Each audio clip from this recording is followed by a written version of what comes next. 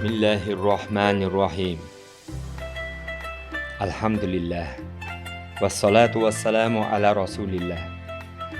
Allahu akbar. Allahu akbar. Allahu akbar.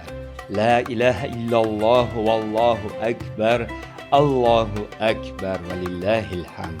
Assalomu alaykum aziz qadrdon dindoshlar.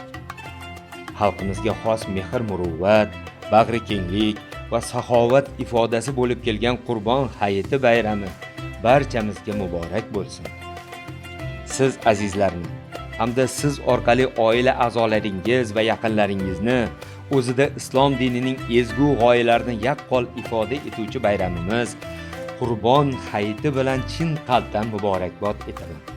Sizlarga oilaviy baxt va saodat, sihat salomatlik, din va dunyo ishlaringizda muvaffaqiyatlar tilayman. Butun dunyo va yurtimizdagi og'ir vaboning barham topishini Robbimizdan so'rab qolamiz. Bemorlar Allohning fazli bilan tez orada shifo topishlari uchun duodamiz.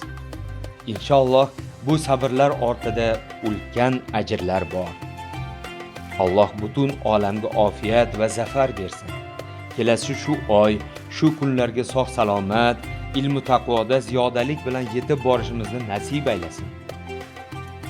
Bu yilgi hayit bayramimiz pandemiya sharoitiga to'g'ri kelganligi sababli O'zbekiston musulmonlari idorasi tomonidan chiqarilgan fatvoga binoan pandemiya qoidalariga rioya qilingan holatida o'tkazishimiz va bu ibodatlarimiz va duolarimizni qabul bo'lishini talab qilamiz. Robbil olamin jonajon yurtimiz uchun, jamiki yer yuzi uchun bu qutlug' kunlar barakotini mo'l-ko'l etsin.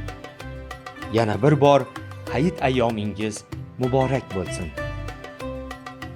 Ubay ibn Ka'b jami masjidi imom xatibi, Qur'on TV ilmiy ma'rifiy onlayn telekanali bosh rahbari Abduhakim qori Matqulov.